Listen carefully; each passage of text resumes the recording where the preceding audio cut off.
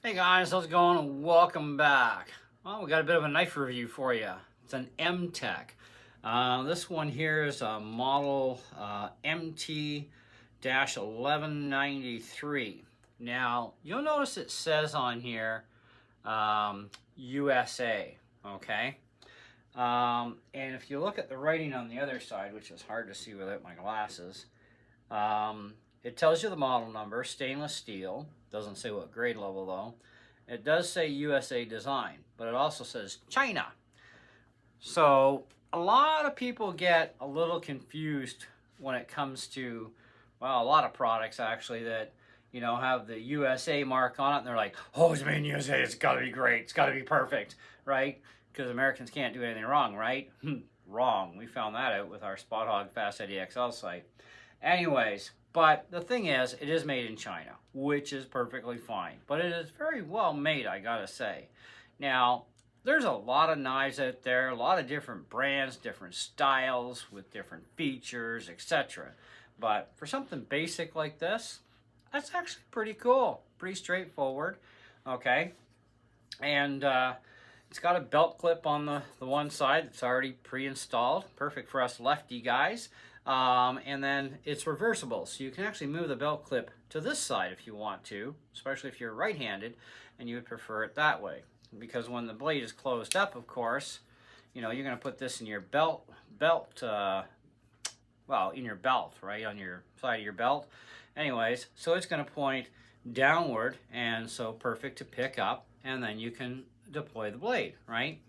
Well, if you're right-handed, right, and you don't switch it, you're going to pick it up, it's going to be a little bit more of a confusion because the spine is at you, right? This is why they made this one, I guess, reversible that way.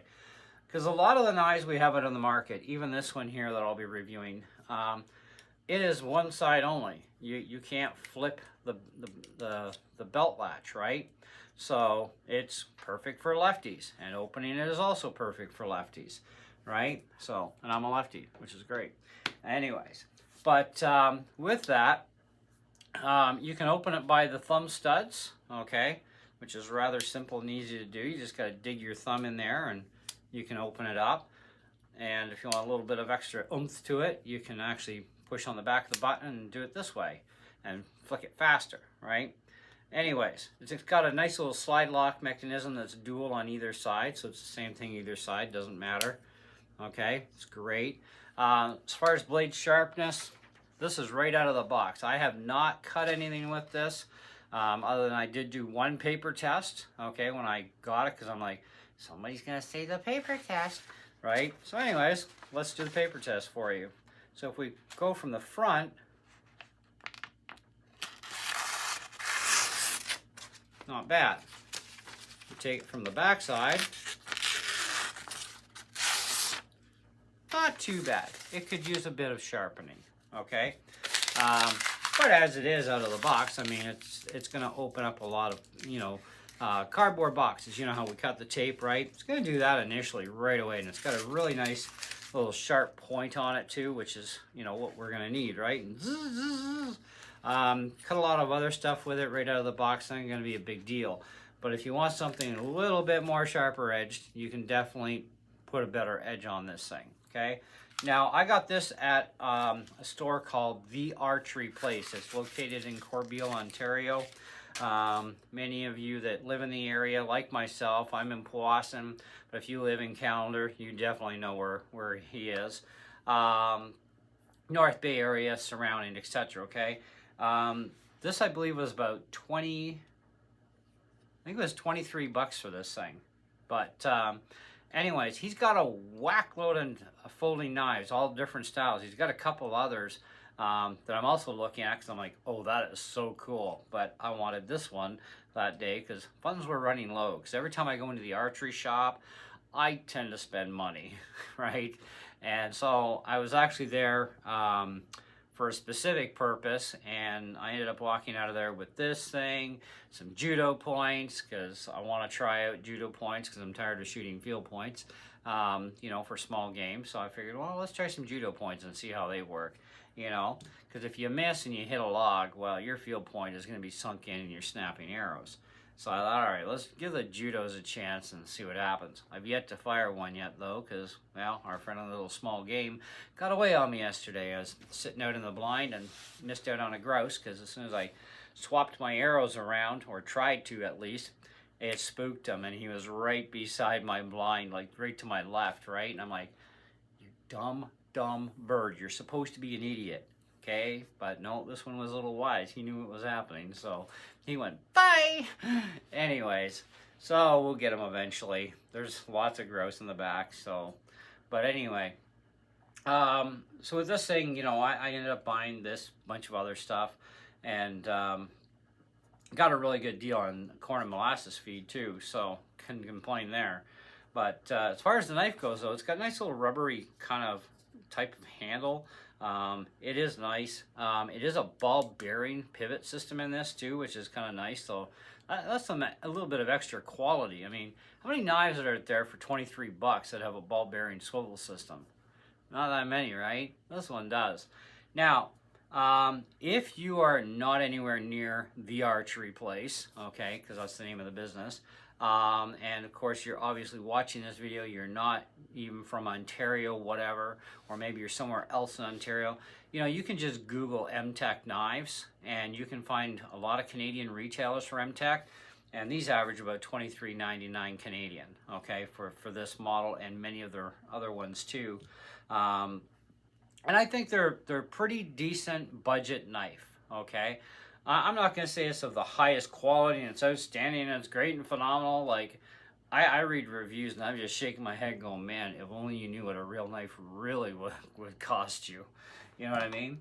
But, hey, you know what? People are people, and some things just excite them, and that's all there is to it. I mean, I was no different when I was a kid, right? You know? And I used to collect throwing knives when I was a kid. But now I'm kind of collecting other knives, but I'm really super picky these days on what I want. And if I see it for the right price and it seems to be of decent quality too, you know, because I shop at pawn shops as well, right? Then I'm definitely in on it. Like this one here was a pawn shop score. This one, and I think I only paid about 15 bucks for it, so it was pretty cheap. That wasn't a bad deal, but we'll talk about this in another video, because that's another one where you can Google, and you know, if you can't find it on Amazon, well, you can Google it. Same as this. If you can't find this one on the Amazon website, Google Mtech knives on your Amazon search and find other Mtech knives, or just do a general Google search. You'll find this knife actually at a couple of different stores in Canada that are online dealers, and you can easily just order it in, and it's not a big deal. And they got a whole whack load of Mtech stuff that I haven't even seen Andy carry yet over at the archery place.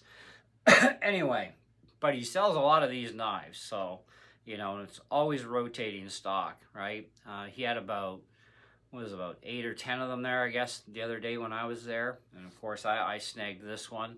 And he's got another one there, like I said, I really want. And I'm hoping that's there when I get the money. Because, you know, it's a really neat knife, you know, and it's another Mtech design.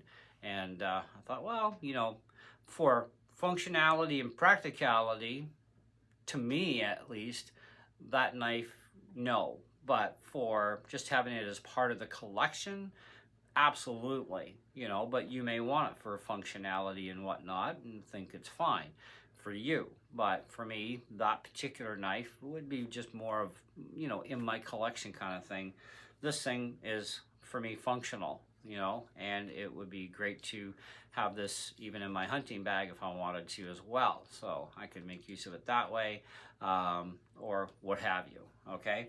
Anyways, but a decent knife nonetheless. I would definitely want to put this thing in that 4 out of 5 range. I think that the overall quality is decent on it.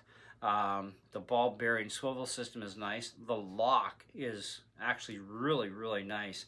It's kind of a neat design if you look at this in here, and it's hard to really see much back in this area of how it actually functions, but when it pops up, it's got a lock system in here that has a good positive lock. I mean, I like that.